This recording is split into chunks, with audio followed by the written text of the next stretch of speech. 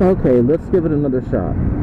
I've only been able to put up videos recently due to the fact that I've been plagued by sound problems. My last digital voice recorder decided to commit suicide coming out of Tampa on the highway at 75 miles an hour over a week ago, or just about a week ago. And so I have a new one, which means that I had to completely redo my entire setup, because despite the fact that I bought the newer version of the same voice recorder, it's completely different.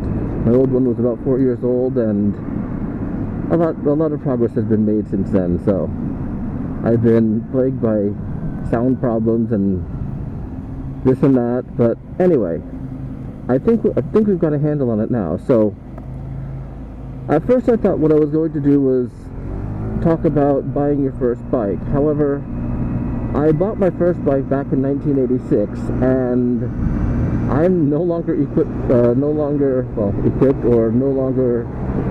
able to discuss that intelligently. So much has changed. I mean, with YouTube and everything, and other videos and this and that, and there's so much more information than I had. So I won't. What I will do, though, is I will go ahead and tell you how I selected my bike, the Honda NC700X. Okay, and we go back a bit. I moved back from Europe to the USA in August of 2011. I had spent 13 years in Europe, 9 in Germany and the rest in Poland, and it was time to come home. So when I had to decide on a place to live, I decided that I wanted to rekindle my love for all things two wheels, and the best place to do that would be Florida, which is where I am now. So to get me back on two wheels, I first bought a scooter, which I'm currently on, since my motovlog from the weekend on the motorcycle didn't come out because of the sound problem. Anyway, so I bought my scooter and I love it. It's my little commuter, and I ride it all the time around town. But I knew that I would be buying a motorcycle in 2013. And so I started looking last year, and I read lots and lots of reviews. But before that, I made a list out of what I wanted on a motorcycle. And what I wanted was good gas mileage, very comfortable, and well, I guess that was about it, actually. I want a good gas mileage and very comfortable. I also know that I don't really like cruiser-style bikes, so I didn't even consider those. And that led me to the Honda NC700X. It was a new bike, so I read most of the reviews I could. I even joined a forum or two on it, just to see what people had to say, and they liked it for the most part. There were very few people who had anything negative to say about it, and that was pretty good.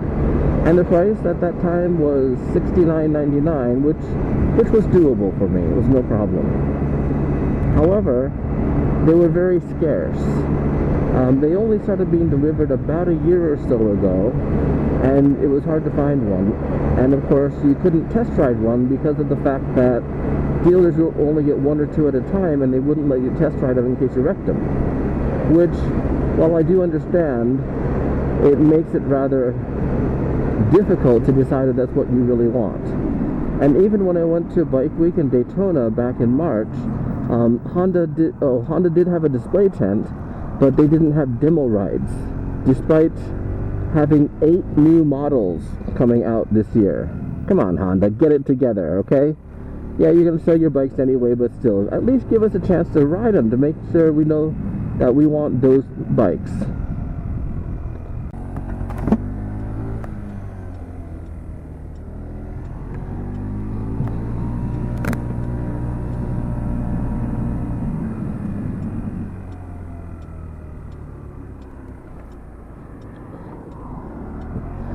So after deciding that I wouldn't ride a bike that I couldn't test ride first, I decided to look for other bikes, and the one that I found was Kawasaki Ninja 650.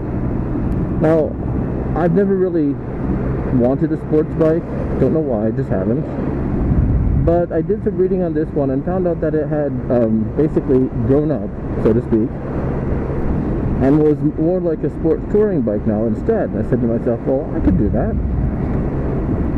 You know, it's about $500 more than I had, more than the list price I was expecting, but I could probably swing that too. And so, once again at Bike Week in Daytona, I rode the Ninja 650 actually 3 times. And I loved it. I mean, it had so much power, a lot more power than I needed, and the position wasn't too different than what I had wanted. So I said to myself, well, yeah, I can really consider that. And I did. So fast forward to June of this year when I seriously started bike shopping. I visited a Kawasaki dealer, and the markup on it was quite a bit. And so I said to myself, well, you know, in the back of my mind, there was still the NC700X. Let's go ahead and see what we can do with the price and a test ride on that. And so I emailed my closest dealer, who gave me a price that was, well, let's say $1,400 higher than I ended up paying. And he said he could arrange a test ride for me if I had a motorcycle endorsement and left a deposit on it. And so I said to myself, well, that price is just outrageous. And so I emailed and called most of the Honda dealers in the area, and I did find a 2012 model for about the price that I paid, an hour north of me. And I also found a 2013 model out by Orlando someplace, can't remember where. And so I went back to the email that I had been sent by the dealer in my area, and he said to me that they are the lowest, or they had the lowest prices of any Honda dealer in the area. And so I emailed him back saying, well, no, you don't. I got a quote for this for $7,400 from a dealer out by Orlando. And not even an hour later, I had an email from him offering the same price. And so I arranged to have a test ride, and I loved it, and I bought it.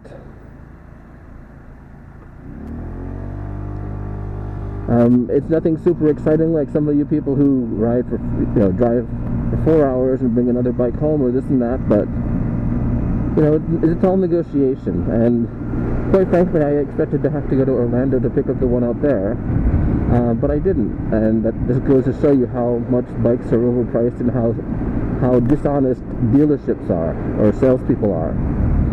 Anyway, I bought the bike, I love the bike, and I have absolutely no regrets, and I know it's the bike for me. So I hope that whoever out there is looking for a bike finds the exact bike that for them. And that's the end of this motovlog. Ride safe, everyone.